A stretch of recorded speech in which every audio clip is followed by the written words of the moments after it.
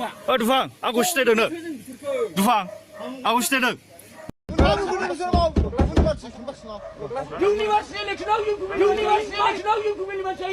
Bodoland University ni जितु बिसायख'थि जागोन बेवहाय माखासे फैसा राननो फैनायनि जानाय नैबेनि फारसे मोनसे भाइरेल भिडिअ गोसारगासिनो दङ फेसबुकआवबो आरो इउटुबावबो दा बे दुफाङा सोर ना दुफांखौहाय सोर फाथायहरा सोर दैथायहरा मानो फैदों दुफाङा बेखौ गासिबो नैबे भिडिअनि गेजेरजों नोंथांमोननो फोरमायनो थांगासिनो दं हयथ' नोंथांमोना बेखौ नुबायबो खोनाबायबो नाथाय बे दुफाङा सोर ना आदा खोमदोना सोर आरो UPPL पार्टिया बड'लेण्ड इउनिभारसिटि फरायसा फोरनि जितु बिसायख'थि इउनिभारसिटिनि बिसायख'थियावहाय पार्टिया मानो बाहागो दं मा रल लानो थांगासिनो दं बिथांमोना मानो बेबायदि मानसि दैथाय दा बेखौ नोंथांमोना मा बुंनो सानो कमेन्टनि गेजेरजों फोरमायहरनो हागोन नाथाय बेनि सिगां जोङो बेखौ नायग्रोनांगोन जे बे दुफाङा सोर आदा खोमदोना सोर आरो बे गारि लानानैहाय इउनिभारसिटियाव सोर हाबफैदों मानो फैदों स' बेखौ गासिबो मिथिनायनि सिगां जोङो नैबे भिडिअखौ नायग्रोना लानांगोन अब्लानो जों बुजिनो हागोन माखासे खोथाखौहाय मा जामारदों सिङावहाय आरो मा दङ बेनि आन्दोआवहाय बेखौ जोङो सावरायलांगोन एसे नैबे भिडिअनि गेजेरजों स' नायलांसै नैबे भिडिअखौ जागायनायनि सिगां बयखौबो हेल' एस बि ब्लग चेनेलाव फिन खनसे बरायनाय थाबाय स' बे दुफाङा सोर ना दुफाङा बड'लेण्ड इउनिभारसिटिनि बिसायख'थि जानो गोनाङावहाय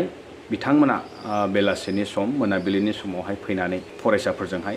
माखासे सोंलु सोंथि जानायनि गेजेरजों बिथांखौहाय दुफां होननानै मोनथिदों बारग' टंला कलेजनि GS आरो बिथांखौहाय सोरबा आदा खोमदोन होननाय व्यक्तिया दैथायहरदों नामा होननानै सोंथि सिखांदों आरो बिथांमोना फैसा राननो फैदों होननानैबो बे भिडिअनि गेजेरजों मोनथिनो हायो दा बे मा आसलते जों बेखौ नायलांसै Dufang, aku sinaidwng no. Dufang, aku sinaidwng. मानो फैसा रानफैदों नोङो इउनिभारसिटि इलेक्सनाव मानो फैसा रानफैदों दुफां नोंथ' टंला कलेजनि फर्मार GSमोन दुफां नोंथ' आदा खोमदोननि मानसिना ना आदा खोमदोना नोंखौ थुनहरदों नामा खोमदोना नोंखौ थुनहरदों नामा दुफां ना रोदोमा नोंखौ थुनहरदों दुफां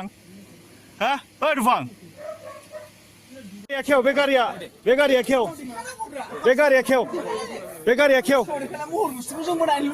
ओइ दुफां गारिया खेवलाय ना दिखे खेवलाय ओइ दुफां इउनिभारसिटि स्टुडेन्ट नङा बे टंला कलेजनि फर्मार GS बे दुफाङा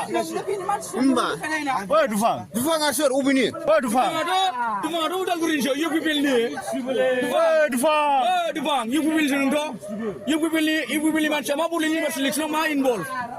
ओइ दुफाङा सोर अबे बैनो बै जिरायनो बैयो जेबो गैयाबा हगारहरगोन मा दं गारियाव जेबो गैयाबा हगारहरगोन हगारनाय खोथा गैया मा दं बैयो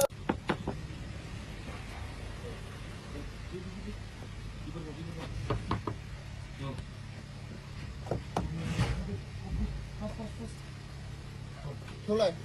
मा खालामदों कुलि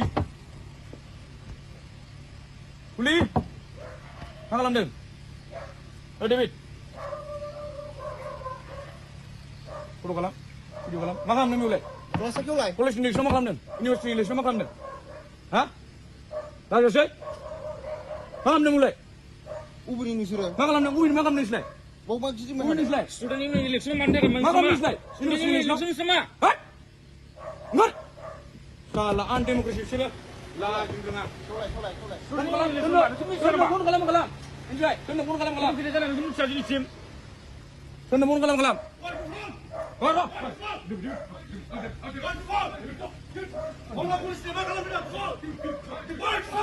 ग्लासखौ लाय ब्रादार मोजां रायलायनोबा ब्रादार आं लकेल दे खिन्थु दैबरगावनिखा आङो ग्लासखौ लाय नङाबा गारि थारि जिजोबगोन ग्लासखौ लाय दुफां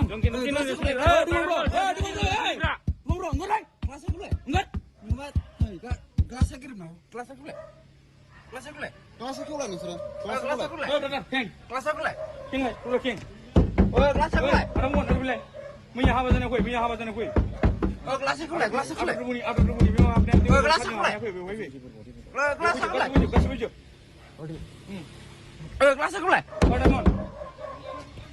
बे सारनि हाबा जानाय खाथियाव फै सारनि औ नै दंफैयो मा खालामदों नोंसोरो इउनिभारसिटि इलेक्सनाव मा खालामदों नोंसोरो आनडेम'क्रेसिलि मा खालामदों नोंसोरो हा बन्द खालामा जालाय आदा दुफां क्लास खालामा जाया नोङो नों सासे UPPLनि फर्म जाम्बा क्लास खालामलाय साला ओइ भिडिअ मान खालामदों नोङो Video mana kamu dengar? Udah kau ni macam mana kamu ni nabi wai?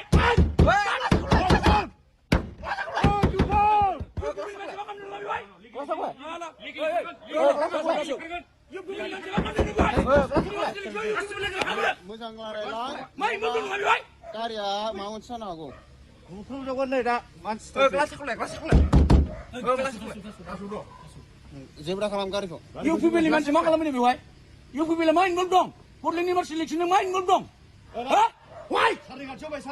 University election now you people ni macam main election now. University election now you people ni macam main gondong. सरायजोफोर नोंथांमोना नुनो मोनबाय दुफांखौहाय सानैसो सेंग्राफ्रा हमबाय दा बिथाङा बड'लेण्ड इउनिभारसिटियाव जानो गोनां बे सायख'थियाव फैसा राननो फैदोंमोन जाहैदों बे दुफां होननाय बेक्तियाहाय दा बेबायदि आसरित पार्टिया थारैनो बेबायदि मानसि दैथायहरलायो नामा इउनिभारसिटिफोरनि इलेक्शनावबो स्टुडेन्ट इउनियन फर्म खालामनायनि जितु बिसायख'थि जागोन इउनिभारसिटियावहाय बेवहायबो बिथांमोना पार्टी मेन स्ट्रीमनि पार्टी लेभेलखौहाय बेबायदि माखासे खामानि मावनो थिनो नामा बिथांमोना UPPL पार्टीनि वर्कार नोंथांमोना जुदि बे भिडिअनि गेजेरजोंहाय मोनथियो जे बिथाङा दुफां होननाय टंलानिफ्राय फैदों क'क्राझारनि बड'लेण्ड इउनिभारसिटियावहाय फैसा राननो फैदों होननानै अजद दा थारैनो खोमदोन आदाया सोर दा खोमदोन आदानिबो नाम सिखांदों जों भिडिअनि गेजेरजों स्पष्ट बेखौ नुनो मोनो जे UPPL पार्टीनि नाम बेवहाय मेनसन जादों खनले दा मानो UPPL पार्टीया बेवहाय बेबायदि फैसा हरनो गोनां जाखो मानो UPPL पार्टीया दिनै मोनसे फ्रि एन्ड फेयार फरायसा फरायसुलिफोरनि गेजेराव मोनसे बिसायख'थि जागोन बेवहायबो बिथांमोना माने बेबायदि फैसानि बिजानुखौहाय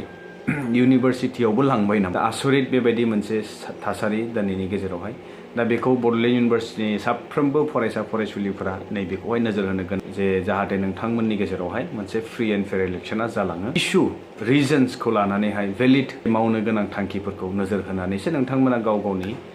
नांगौबायदि बिजाथिफोरखौहाय सायख'ना लागोन जाहाथे नोंथांमोननि जितु इयुननि समावहाय मावनो गोनां खामानिफोर आद्रा जाया बेफोरखौ नोंथांमोना की पइन्ट हिसाबै बेखौ मोनसे मेन्डेट लानानै बेनि गेजेरजों बोरै जागोन बबेजों थाङोबा साबसिन जागोन बेखौ नोंथांमोननि गेजेराव बिजिरलायनांगोन बाखि बाहेरानि जिखिनि फर्स फैया मानो